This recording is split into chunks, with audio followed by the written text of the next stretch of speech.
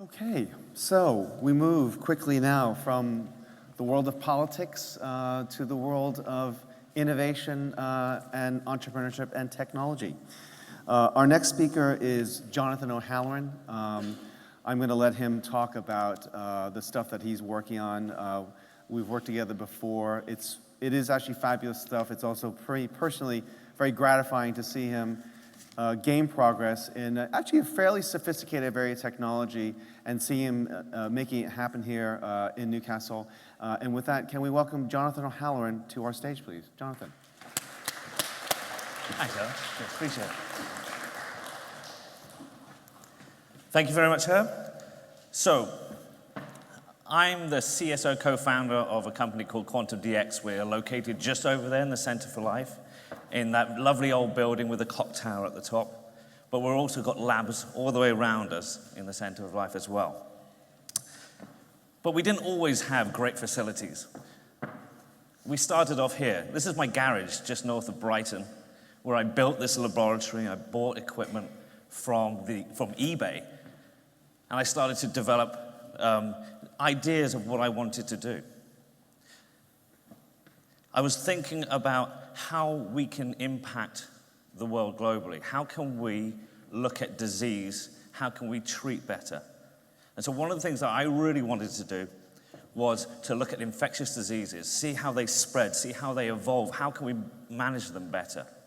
But then taking a step back from that, I also wanted to make sure that my interaction with my doctor was better. I didn't want to go and see my doctor, wait in line for several hours, go and see my doctor, get my blood, and then have to come back 2 weeks later to get my result, because my flu's over. I'm cured already. I cured myself. My body cured myself. But it always made me worry, what happens if there was something seriously wrong? What if I had Ebola, for God's sake? 2 weeks, I would have been dead. So in my garage, I sat and thought about ways in which I could solve these issues. I also thought that maybe I need to experience them firsthand. It's all well and good us in the West thinking about these things, but invariably pandemics, for instance, bird flu or Ebola, happen elsewhere. So I moved to Cape Town. Now, Cape Town's not exactly third world, but it still provides access, a launching pad to the third world problems. I got a laboratory in Tygerberg Hospital. And Tygerberg Hospital is famous because it's the hospital where drug-resistant tuberculosis was first noticed. So I did a lot of work on TB with the WHO and the MRC down in South Africa and started to get a vision together of what I wanted to do. I was there for 2 years, going out into townships, taking samples, talking to patients, talking to health workers, trying to really understand these issues. And that's necessary to do that. It's no point developing a technology for people who you've never met. So I had to leap in. It wasn't nice, it wasn't pleasant. It was hot, it was humid, there was poverty everywhere. And seeing children suffering from tuberculosis and the way in which they have to be diagnosed, where their lungs are flushed out with a saline solution, it's horrific. And so clearly, that's all the motivation I need. So then we moved back to the UK, moved up to here, Newcastle Center for Life, and started building a company. There's a few people at the back from my company as well. And we started developing the technology further. We started putting together all of the different pieces that we need to get this device. And in my mind, I was thinking a tricorder, because I'm a bit of a geek. I like Star Trek. And so I wanted something handheld. I wanted something that could just test for everything and do it really quickly. And we've been developing the company now. We've got offices in Singapore and America, Cape Town still, but our headquarters is here in Newcastle. So what is the problem specifically? At the moment, when you go and see your doctor, it takes too long. We know this. Why does it take too long? Because it's complex. Trying to understand what you have is very complex. A doctor's trained for 7 years to be able to look at a patient and say, I think this patient is suffering from Ebola. And then they do the specific test for Ebola. It's not a case of, oh, this person has a fever, let's test for everything for that fever. It's, I think the clinical indications suggest that they have Ebola, so I have to test for it. If they're wrong, they have to go back and test again, and again, and again. So this process can take weeks, sometimes months. So I wanted to change that.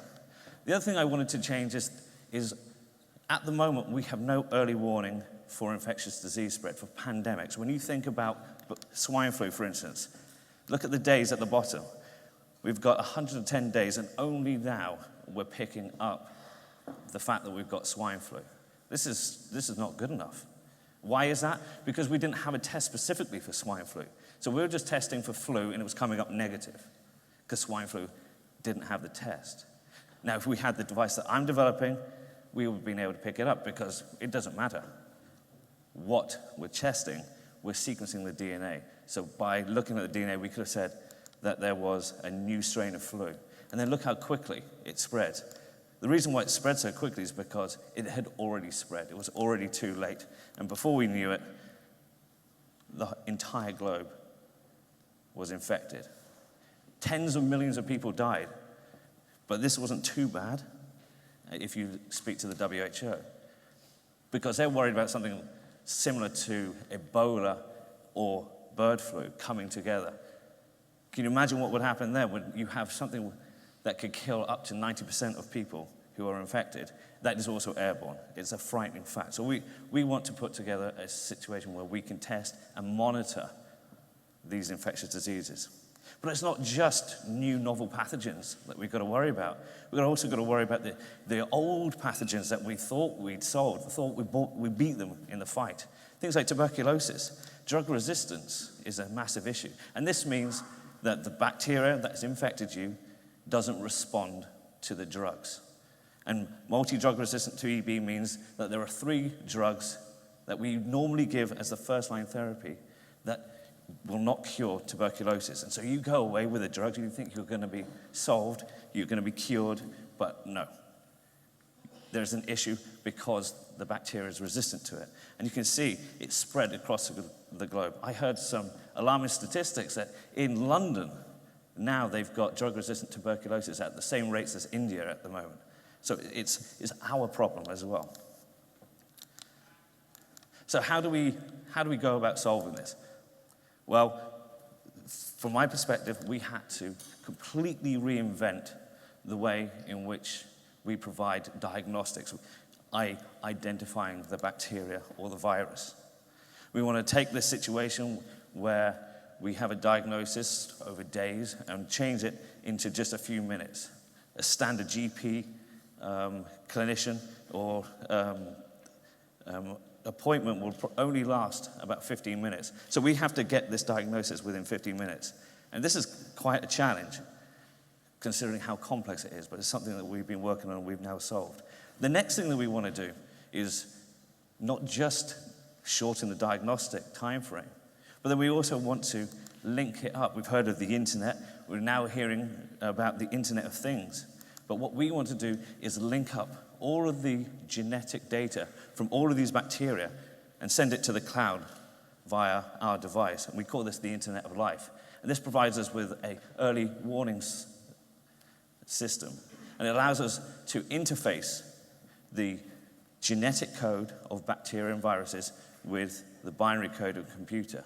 So you can think of our device as a bio API, making that conversion constantly as it's being used around the world, sending it to the cloud, allowing us to analyze what's actually happening. Now, a lot of people say, well, people in third world countries, they don't have access to the internet. But now we're hearing more and more about these satellites providing internet across the globe, high altitude, long endurance drones that Facebook have successfully tested already. So this is becoming a reality, and an exciting reality. So we're bringing together really deep science with telecommunications, with the internet, putting all these things together, running big data analytics on it, and providing the world with an early warning system. This isn't happening in Silicon Valley, this is happening here in Newcastle. So this is the vision that we're looking at. We take our devices and we're pricing our devices very, very cheaply, such that they can spread out the world. Everyone can afford them, less than an iPhone. They'll be constantly testing people, patients throughout the world. And in this case, we've picked up Ebola. What do we do next? We picked it up so early that we can send the WHO and other people in with all the resources, with the right drugs, because we know what drugs work, and then we can contain it and it won't be a problem. Millions of people's lives are saved. Now, a little bit more about the technology that we're using.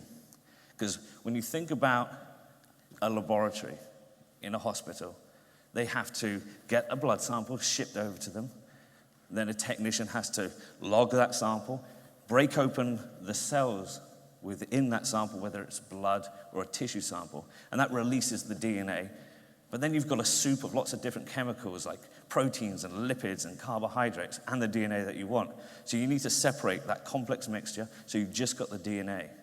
Then, of course, you're only interested in little bits of that DNA that will provide you with a diagnosis. So what we do is use a system called the polymerase chain reaction, PCR. And essentially all that is a molecular photocopier. So if there's a mutation that we want to know, we make lots and lots of copies of that. Enough copies, in fact, that we can actually see it.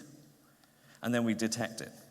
This takes a week to do in a normal laboratory, which is why it takes so long to get your results back from your doctor. We've now invented technology that allows us to do that in 15 minutes. Not only that, we've got it working. We now have prototypes, such as this, wherein we use a cell phone vibration motor with a fin on it to spin and lyse, break open the cells, release the DNA. We've invented a new filter that immediately separates, in only a couple of minutes, the complex carbohydrates and proteins and lipids from the DNA. Not only that, we've created a molecular photocopier that works in 3 minutes. So we can make billions of copies of any mutation in only 3 minutes, compared to the day it would take a normal laboratory. And then finally, we're able to detect hundreds of different mutations on a silicon nanowire. Now, this silicon nanowire is made, as you can see here, by spraying a disk with silicon. So it's only a couple of nanometers thick, and then shooting electrons through an electron gun that burns off the silicon, leaving only the nanowires left. And then we build it up and put a cap, so we've got a flow cell there. You can see here that these nanowires on the right-hand side, each one of them has a bit of DNA that captures a mutation. And this works very simply by the DNA that's coming along, that we've created through the molecular photocopier, binds on these nanowires, and as it's naturally negatively charged, it turns off the FET, the field effect transistor. So a FET is on or off, 1 and 0, the binary code. That's how computers work. But we've got rid of the electricity, and we're using DNA instead. These nanowires are 35 nanometers in diameter. To put that in context, the amount of time that I've been stood here speaking to you, your hair has grown 100 times more than that. That's how small these things are. And as you can see, the DNA will bind, creating the double helix, bringing a charge to the surface, and then causing us to turn it on or off. And here is some examples of our cassettes, and this is the device that we now have working, and we're working with a lot of people now to bring the vision of an early warning system for infectious diseases. But of course, we can't do it alone. So we are working with lots of different people, from the government to tech companies and to pretty much anyone who wants to get involved, because we're creating this ecosystem of people that we can drive this idea forward. This shouldn't be ours, this should be the world's, because it's very, very important. So I spend lots of my time these days flying all over the world, talking to people like you, trying to get you guys enthused about what we're doing. I talk at Thinking Digital, which is the first time I gave this talk, and then also at Wired. I've been in the States talking at TEDMed, Silicon Valley, talking to all those kinds of people as well, and taking this message to the government so that we can get this on the agenda and people can get behind us. Not only that, go back. Not only that, but I have also been lucky enough to share the stage with very famous people. This is will.i.am, who was sharing the stage with me when we were talking about his Beats for Dre, and I was talking about my QPOC device. We've also started talking to the tech giants of the world, the kinds of people who can make our Internet of Life a reality. So much so that Bill Gates got in contact with us, and we were fortunate enough to meet him last month. And in fact, this motley crew is on a plane right now to Newcastle to meet with us with a follow-up meeting tomorrow. So the future as we see it is simple. We're going to have our devices, our cheap devices, our fast devices spread throughout the world. Everybody will be using them, generating data, understanding the genetics of infectious diseases, sending that information to the cloud, allowing us to understand if there's a new pathogen that's just come into the world, so that we can throw resources at it to stop it spreading. Or we can start monitoring the drug resistance within different populations so we can get the right drugs to these people who need it the most. And we hope this will be happening over the next couple of years. So watch this space. Thank you very much.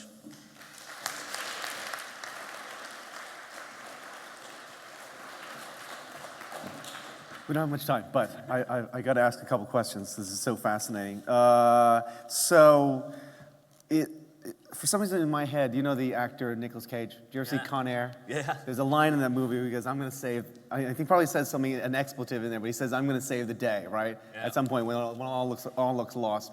So, you know, what this vision, what's weird to me, it's not weird, but exciting obviously that you're talking about deploying a device that will be deployed across the world from third world countries to here in Newcastle to wherever, that will allow early detection of pandemics and other outbreaks and things like that, which is quite dramatic and easy to understand. I guess on the other thing though you're talking about is that one of the big problems that isn't talked about enough is increasing resistance to antibiotics and drugs. Yeah. So the thing which is why we have these superbugs. So you go to the hospital, oftentimes that's a very dangerous place to be because of MRSA and things like that, right? Yep. Yeah. So from my understanding, that deployment of this will also allow us to deploy the right drugs into the right places, because my understanding that part of the problem right now is that so people have problems and they'll kind of just throw a bunch of drugs at them and hopefully one of them will work. That's correct, yeah. And your device would allow them to actually say, no, this is this individual drug that you need to combat this thing, so they'll actually have a reaction and not create more drug resistance. Absolutely, it's precision medicine. It's taken the guesswork away from the doctor. Yeah. They now have further information where they can say, well, I've got 20 different drugs that I could prescribe. Yeah. The first drugs that I normally would prescribe are quite cheap, and so I can normally throw it, but it's not going to solve the problem to that patient. And the standard paradigm is, well, it's fine because they'll come back when they haven't worked and then we can give the next line. Yeah. But the argument now is that drug resistance has become such an issue that the increase clearly shows that those people are going away with the drugs but then passing it on. So transmission rates are increasing way too fast. So you need to know what drug to give. Okay. So just all that's clarification. Why did it take you to save the day versus, why wasn't anyone else thinking of this? I mean, you mentioned some obviously big names. I mean, there's no lack of money that goes into medicine globally, right? And yet somehow or another, it's taken you to kind of ignite. And it's what's great, in the couple of years since we've last spoke, I've seen more and more people. You've met Bill Gates, you've met a number of other people. So it's great that you're getting traction for your mission. I'm a little surprised that others earlier on haven't been trying to kind of. Yeah, you and me both. Right. Okay. Cool. I haven't a clue. So, right place, right time. Yeah, right absolutely. idea. Just, and I think there's a technology barrier. Okay. I mean, to do what we've done, take a whole week's worth of laboratory time into 15 minutes. That's pretty tough. Yeah. That's pretty tough. Okay, cool. So I know you're obviously continuing to develop. Is there a next major milestone for you guys to kind of hit to know that you're kind of heading the right way? So within our cassette, there was a special filter, the DNA extraction filter, and we're now going to be launching that this year. Okay. And we're in the last bits of negotiation with a massive licensing deal, which will change the face of our company. Wow. Okay. And what was it like to meet Bill Gates? It was awesome. Awesome? Cool. Yeah. Is he coming up tomorrow as well? Maybe. Not allowed to say. I'll have to cancel my train and hang out with you. Fantastic. Well, listen, fantastic to hear the story again and that it continues to advance so rapidly. Thanks a lot. Yeah, thanks for your time. Cheers, Jonathan. Thank you.